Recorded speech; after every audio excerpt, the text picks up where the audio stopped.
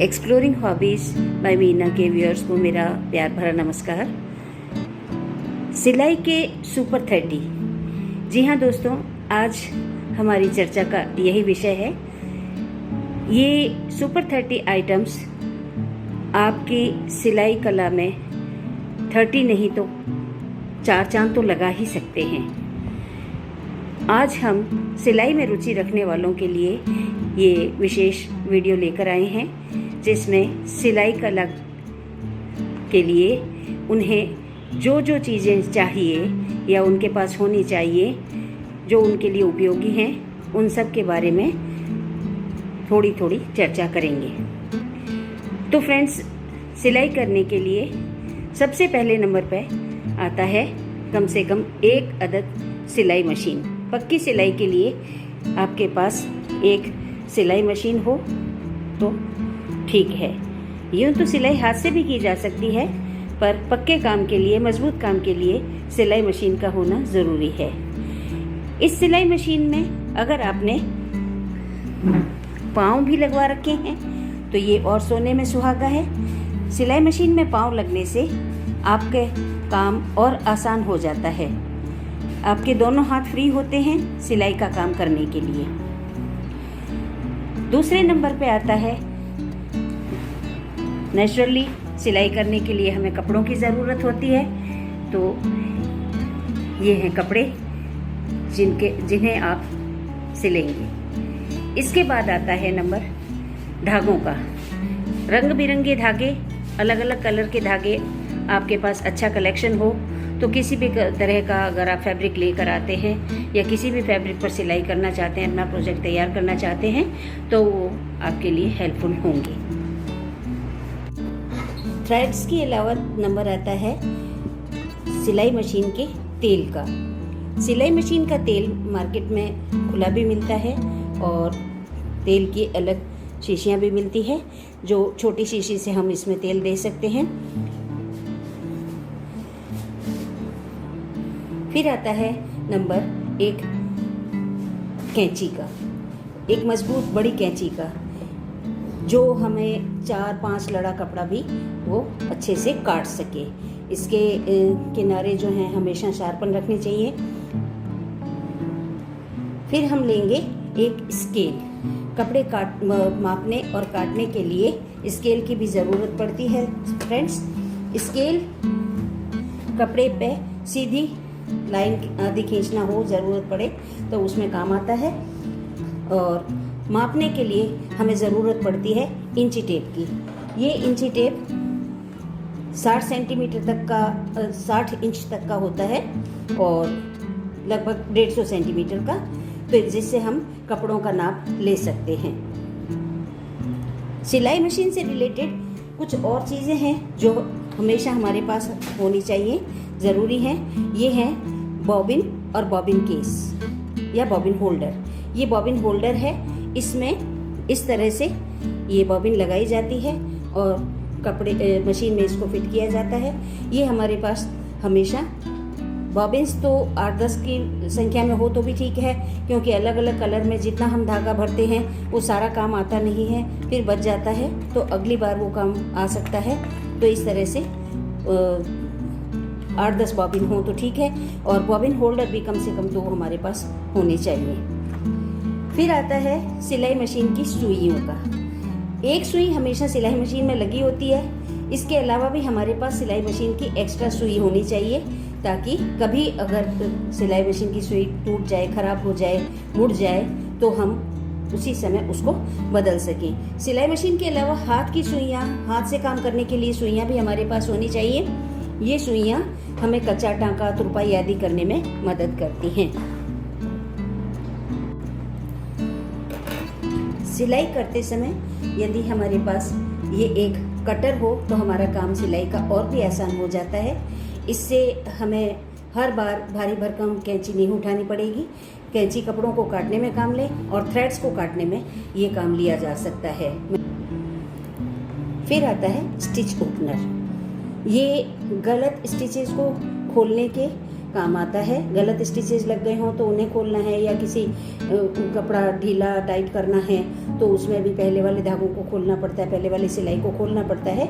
तो उसके लिए ये बहुत ही काम की चीज़ है। इसमें आगे ये सुई जैसी संरचना है, जो सिलाई, जो कपड़े की जो सिलाई है उसके नीचे से डाल करके, और उसको ये यहाँ पर आगे इसमें ब्लेड लगा होता है, ब्लेड है, और वो ब्लेड उसको काट देता है। ऐसे 3-4 सिलाई को काटने के बाद में आप सिलाई को आसानी से खोल सकते हैं। ये है स्टिच ओपनर। इसके बाद नंबर आता है थ्रेडर का। थ्रेडर हमारी मदद करता है सुई को पिरोने में। जब हमें सुई पिरोनी होती है, आजकल वैसे भी स्क्रीन टाइम सबका बहुत अधिक हो जाता है, तो आंखें थोड़ा सा जवाब दे ही जाती हैं समय से पहले भी। तो ऐसे में क्या है कि सुई पिरोने में थोड़ी प्रॉब्लम होती है। तो ये दोनों तरह के स्टिच ओपनर है जो कि मार्केट में और अमेज़ॉन वगैरह पे आराम से मिल जाते हैं। ये थ्रेडर हैं जो मार्केट में या अमेज़ॉन, फ्लिपकार्ट वगैरह पे आराम से मिल जाते हैं। ये है थ्रेडर, सुई पिरोने में काम आते हैं। अब एक बहुत ज़रूरी चीज़ है, वो है कपड़ों पे निशान लगाने के लिए टेलर चौक। मापने का काम आपने कर लिया, लेकिन माप करके आप उस पर निशान भी लगाना चाहेंगे, कहाँ तक का कपड़ा लेना है, कहाँ तक का कट लगाना है, कहाँ आपको चौक देना है, ये सब निशान लगाने के लिए ये रंग बिरंगी टेलर चौक्स मार्केट में अवेलेबल होती हैं। इन टेलर चौक्स की मदद से आप कपड़ों पे निशान लगा करके और अपने सिलाई को आसान कर सकते हैं। चलती मशीन कभी कुछ जवाब दे जाए, गड़बड़ हो जाए, या नीचे शटल में धागा फंस जाए, तो आपके पास में ऐसे 1-2 पेचकस भी होने चाहिए। स्क्रू ड्राइवर की मदद से आप नीचे का शटल भी खोल सकते हैं। नीचे का शटल किस तरह से खोला जाता है और किस तरह से वापस लगाया जाता है, इस बारे में मैं एक अलग से वीडियो डाल दूंगी, लेकिन ये आपके पास होना चाहिए ताकि आप उस शटल को खोल सकें और अपना काम जारी रख सकें।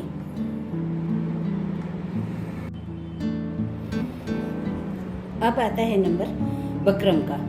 बकरम ये कपड़ों में कड़ापन लाने के लिए काम में लिया जाता है। काफ़ी हार्ड होता है ये, और ये कपड़ों के बीच में सिल करके और इस कपड़े में थोड़ा कड़ापन आ जाता है। कॉलर वगैरह के नीचे दिया जाता है।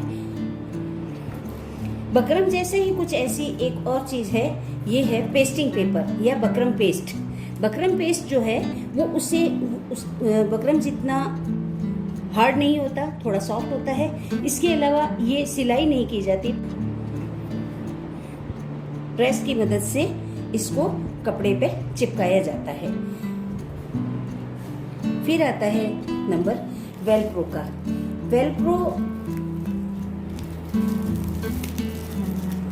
वेलक्रो वो आइटम है जो दो साइड्स को आपस में जोड़ने का काम करता है। जैसे बेल्ट वगैरह में, स्कर्ट की बेल्ट वगैरह बनानी हो, या बच्चों के कपड़ों में भी कई जगह काम आता है। तो ये वेलक्रो भी हमारे पास अगर हर समय हो तो ठीक है। इसको लगाने के लिए इसकी एक साइड सॉफ्ट होती है, एक साइड थोड़ी हार्ड सी होती है। तो हार्ड साइड को हमेशा नीचे के कपड़े पे रखते हैं और ऊपर के कपड़े पे ये सॉफ्ट वाली साइड रखते हैं, ताकि हार्ड साइड जो है वो वहाँ फर्म रह करके और सॉफ्ट साइड उसको खोल सके। इस तरह से ये है वेलक्रो टेप। वेलक्रो टेप सफ़ेद भी आती है और ब्लैक कलर में भी आती है। आप चाहे जिस कलर की अपने पास 1-2 मीटर ला रखिए। फिर आता है नंबर चेन्स का। छोटी बड़ी वैसे तो कई तरह की चेन्स हमारे पास होनी चाहिए। अभी मेरे पास बस यही हैं। बच्चों की स्कर्ट में, बच्चियों की चोली वगैरह में, कुर्ते वगैरह में लगाने के लिए चेन की ज़रूरत पड़ती है, तो ये चेन भी हमारे पास होनी चाहिए। फिर है फैब्रिक फिक्सिंग नीडल्स। ये फैब्रिक फिक्सिंग नीडल्स जो होती हैं, ये आपके कपड़े को इधर उधर होने से बचाती हैं। सिलाई करते समय या काटते समय, सबसे ज़्यादा उपयोग इनका काटते समय हो सकता है। कपड़े को काटते समय जब हम 3-4 लड़ा कपड़ा करते हैं, कई बार वो हवा से उड़ रहा है या इधर उधर हो रहा है, तो ऐसे में इन नीडल्स की सहायता से उसको फिक्स कर सकते हैं।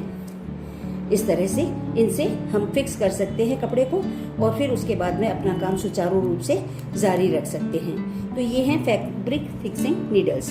ये भी आपके पास हो तो और भी अच्छा है।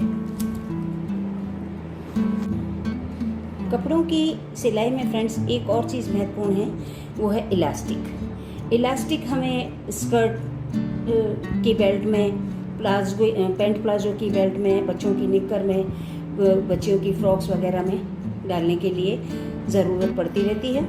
और कई तरह के इलास्टिक आते हैं, ज़रूरत के मुताबिक हमें वो काम लेने होते हैं। तो ये इलास्टिक भी अगर हमारे पास घर में ही हो तो सिलाई का काम और जल्दी हो जाएगा। फिर आता है कपड़ों के डेकोरेशन का। कपड़े के डेकोरेशन का अगर आप शौक़ रखते हैं तो कुछ मोती है, चीड़े हैं, ये चीज़ें भी अपने पास में होनी चाहिए। ये स्टोन्स वाली लेसेस भी आती हैं, ये भी कपड़ों में लगाई जा सकती हैं। इस तरह से स्टोन्स की लेसेस हैं ये।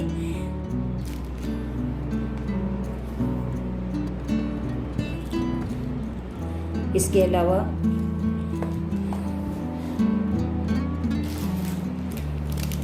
ये शीशे वगैरह है, छोटे बड़े शीशे हैं जो कि कपड़ों के डेकोरेशन में काम आ सकते हैं।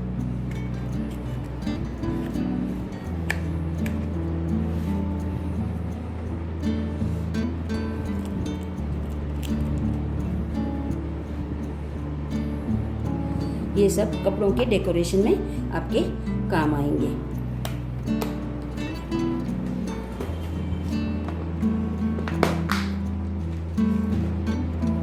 इसके अलावा अगर कढ़ाई का शौक़ रखते हैं तो कढ़ाई के कुछ रेशमी और कॉटन वाले धागे भी आप रख सकते हैं घर में।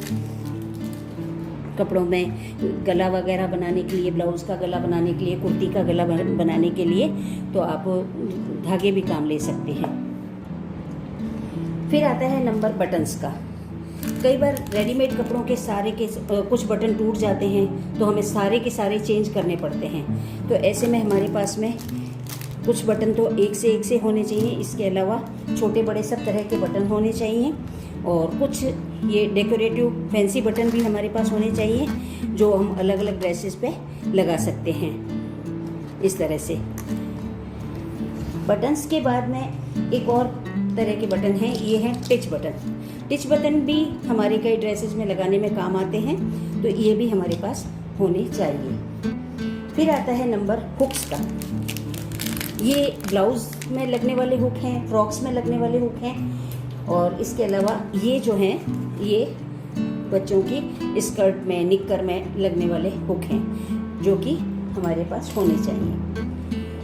कच्ची सिलाई करते समय या तुरपाई वगैरह का काम करते समय ये है काम लेने के लिए क्रिंगल, अंगुस्ताना। इसे उंगली में इस तरह से पहना जाता है। इससे क्या है कि जब हम इस तरह से सिलाई करते हैं तो हमारी उंगली पे सुई लगने का डर नहीं रहता है। अगर पहनने में आपको अनईजी ना लगे तो आपके पास ये भी हो तो ठीक रहता है। कपड़ों को और अच्छा बढ़िया लुक देने के लिए हम उनमें लेस वगैरह लगा सकते हैं। तो कुछ लेसेस वगैरह अगर घर में ही हो तो हमारे काम आ सकती हैं समय समय पर, और उनको हम कपड़ों में लगा करके कपड़ों को और अच्छे से सजा सकते हैं। कुछ ये रिबन्स वगैरह भी होते हैं जो कि कपड़ों की सजावट में काम आते हैं। तो ये लेस भी यूँ तो लटकन घर में भी बनाई जा सकती हैं, लेकिन कई बार जल्दी में हो, अगर आप सिलाई का कार्य कर रहे हैं और थोड़ा जल्दी में हैं तो रेडीमेड लटकन भी इस तरह की आती हैं जो कि आप कपड़ों में लगा सकते हैं। बच्चियों की स्कर्ट पे, ये घाघरा चोली पे और ब्लाउज पे, कहीं भी ये लटकन लगाई जा सकती हैं। इसके बाद नंबर आता है फोम का। फोम भी हमारे कपड़ों में लगाने के लिए एक ज़रूरी चीज़ है। ये भी कपड़े के अंदर सॉफ्ट जहाँ लुक देना हो वहाँ पर डाला जाता है और दोनों तरफ सिलाई करके इसको कपड़े के अंदर रखा जाता है। तो ये भी कपड़े को बहुत अच्छा लुक देता है।